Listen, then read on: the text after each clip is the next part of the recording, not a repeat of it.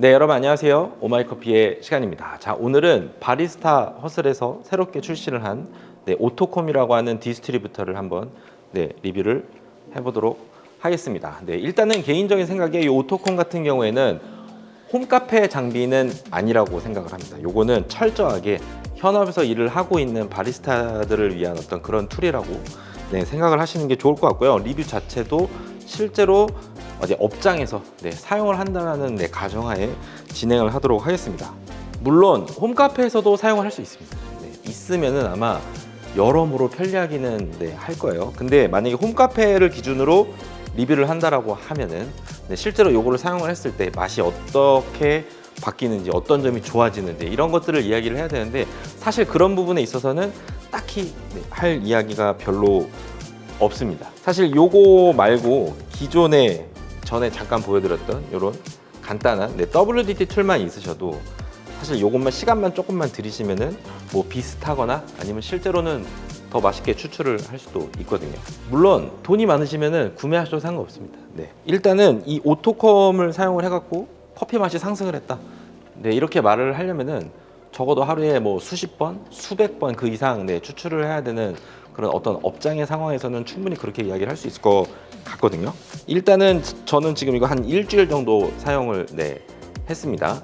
처음에는 좀 적응하는데 조금 시간이 걸리긴 했는데, 약간 적응을 하고 나니까 실질적으로 그 전에 사용하던 요 레벨링 툴, 여러분들도 아마 다 가지고 계실 거예요. 요 레벨링 툴은 더 이상 사용을 하지는 않습니다. 너무나도 만족스럽고 여러분들한테 추천해 드릴 만한 제품이라고 생각을 하고 있고요. 일단은 외관을 간단하게 살펴보면은 하단 부분은 포터 필터를 이렇게 잡아줄 수 있는 형태로 구성이 되어 있고요.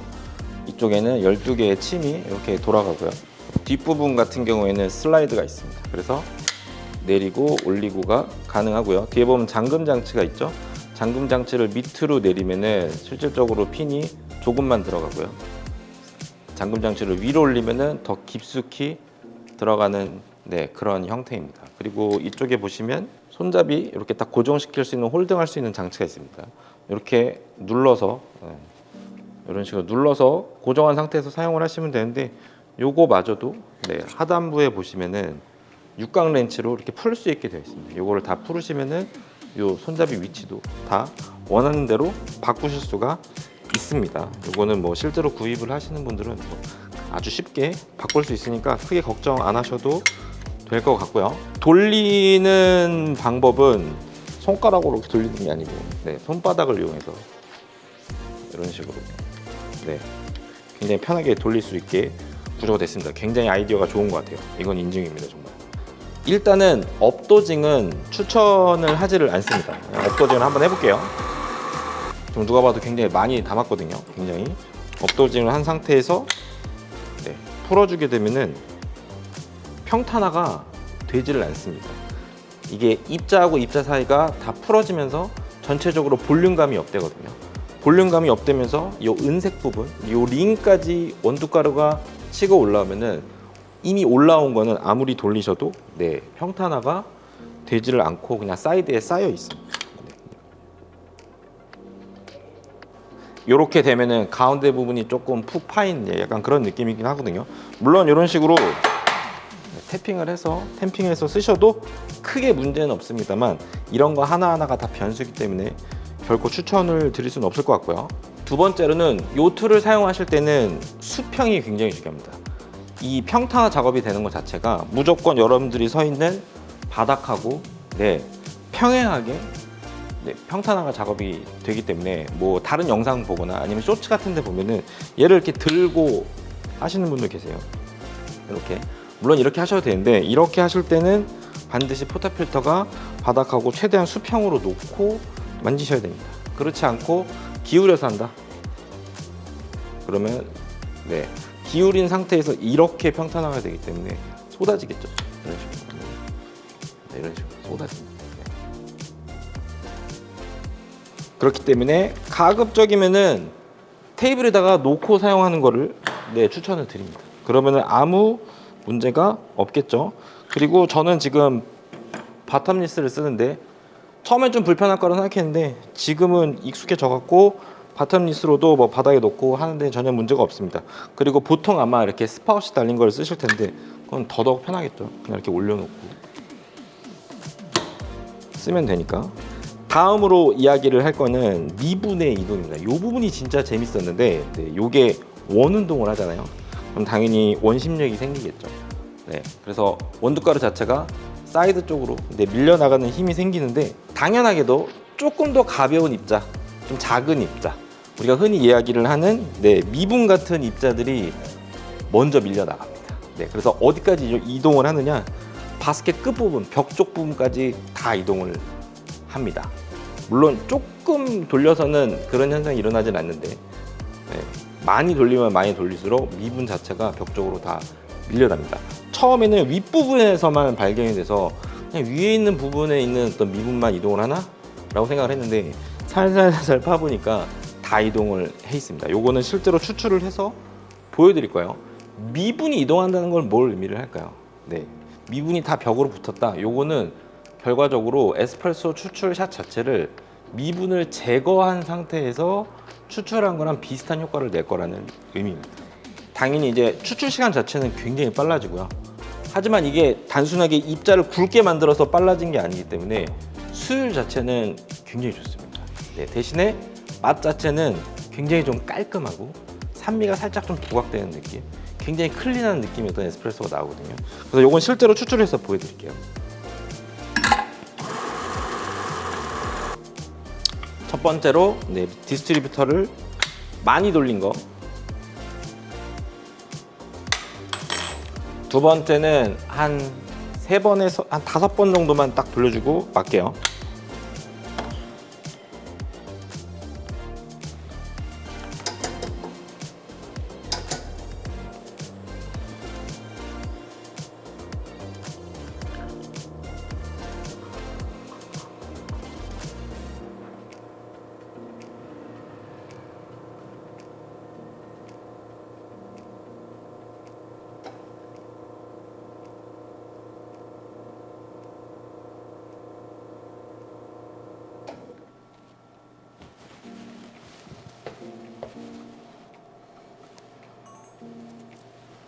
네, 이런 식으로 굉장히 빠르죠. 많이 돌리면 많이 돌릴수록 추출이 굉장히 많이 빨라지는 거를 알 수가 있습니다. 마셔보면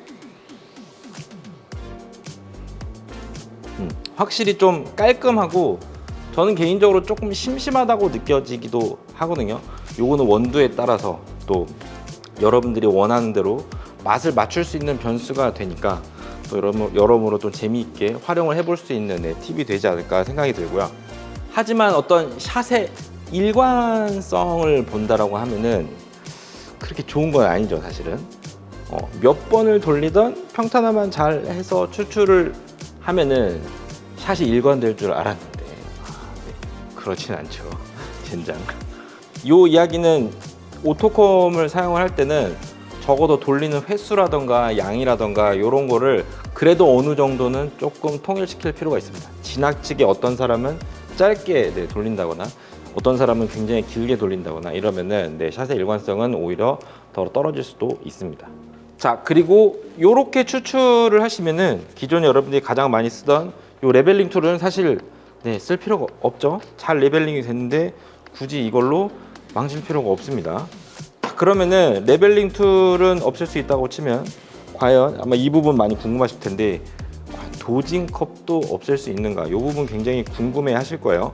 제가 지금 그라인더를 2대를 갖고 있는데 이쪽은 코니컬 거를 쓰고 로버 S인데 요거 같은 경우에는 포터필터에다가 바로 받아서 레벨링만 잘 해서 추출을 해도 추출에 전혀 크게 문제는 없습니다. 근데 오른쪽에 있는 요 안핌 SP2 같은 경우에는 제가 아주 오래전에 영상을 올린 적이 있었는데 우측 쏠림이 조금 있었죠. 네, 지금은 좀 어느 정도 많이 써갖고 지금은 그런 현상이 좀 많이 줄어들긴 했습니다만 그래도 눈으로 보면 확실하게 오른쪽 쏠림이 있습니다. 그래서 실제로 저희가 이거 사용할 때도 도징컵 제가 몇 번 설명드렸는데 이거를 이렇게 돌려가면서 받아갖고 이거를 여기다 엎어갖고 이거 해갖고 이렇게 해서 정말 귀찮게 사용을 했었는데 과연 이 오토컴을 사용을 해서 실제로 평탄화 작업을 하면서 굳이 도징컵을 사용하지 않더라도 안에 있는 내부의 원두가루를 잘 섞을 수 있는 방법이 있느냐, 이게 굉장히 조금 중요한 포인트일 것 같은데, 네, 가능은 합니다. 어느 정도는 좀 방법이 있어요. 일단은 포터필터에다가 원두를 도징을 하고요. 그리고 오토컴을 돌리는데, 원래 앞으로 뒤로 움직였다라고 한다면은 이거 같은 경우에는 아마 대부분 플랫버들이 이런 현상들이 많을 텐데, 한쪽 방향으로 충분하게 좀 돌려줍니다. 세게 돌리지 마시고 천천히 한쪽 방향으로 돌려주고 난 다음에, 네, 평소대로 앞뒤로 이렇게 해서 레벨링을 해서 추출을 하면은 그런 어떤 쏠림이라든가 이런 것들을, 네, 굉장히 현저하게 줄일 수가 있습니다. 요것도, 네, 실제로 추출을 해서, 네, 보여드릴게요.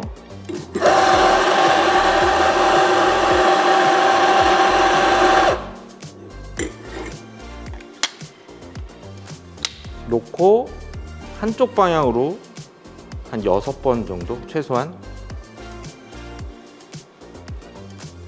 그러고 난 다음에, 네, 평상시대로 앞뒤로 해서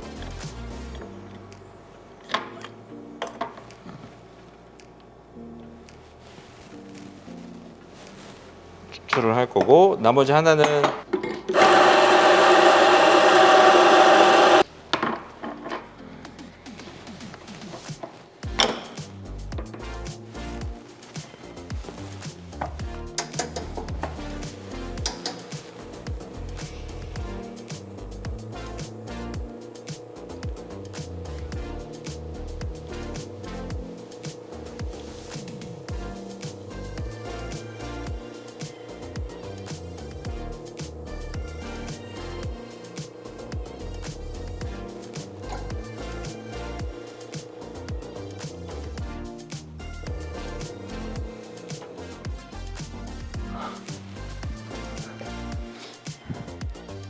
물론 이제 제가 우측 쏠림을 보여드리려고 그냥 추출한 것도 있긴 한데, 아니 이 정도로 많이 우측 쏠림이 있지는 않습니다. 지금 조금 방송을 안 해.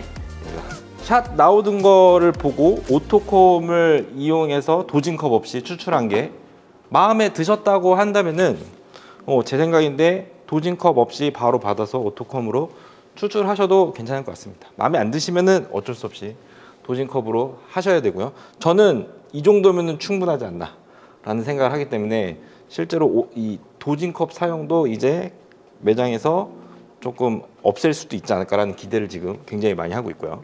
자, 그러면은 과연 이 오토컴을 이용을 했을 때 정말 추출이 잘 되는가? 네, 제가 이제 지금부터 연속 추출을 하겠습니다. 한 20번 정도? 네, 시간도 좀 재보고 할 건데, 뭘 봐야 될까요, 여러분? 아마 여러분들 제일 많이 생각하는 게 추출 시간, 뭐 이런 거 생각하실 텐데, 제 생각인데 추출 시간이 제일 중요하지 않습니다. 여러분들이 가장 먼저 보셔야 되는 거는 바스켓 하단에 커피가 처음에 맺히죠. 맺힐 때 동시에 맺혀지는가. 정확하게 동시에는 안 되더라도 굉장히 빠르게 다 맺혀서 추출이 되는가. 그걸 먼저 보셨으면 좋겠고요. 그 다음에 두 번째는 추출이 계속 일어나다 보면은 나오는 커피의 색이 점점 더 연해지겠죠.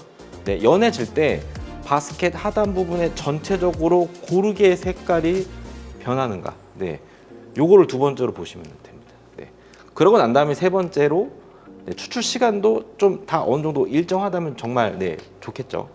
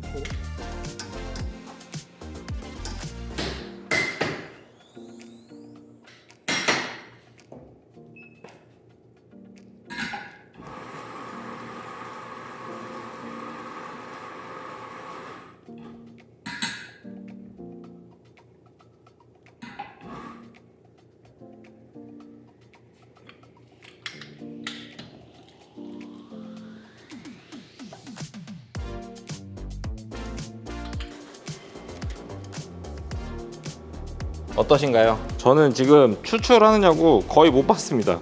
샷을 거의 못 봤는데 일단 추출 시간은 제일 짧은 거하고 제일 긴 거하고 3초밖에 차이가 안 납니다. 네, 몇 번 내린지 모르겠고 중간에 까먹어갖고 그 다음에 중간에 한번 네, 템퍼에 물이 묻어갖고 네, 템핑 망친 거 한 번 있었거든요. 그래서 다시 내린 거 한 번 있었고 총 16분 네, 16분 20초 정도 동안 내린 샷입니다. 그룹은 딱 한 개만 쓴 거고요. 포토필터 2개 갖고 그래서 돌려서 쓴 건데 어떠신가요?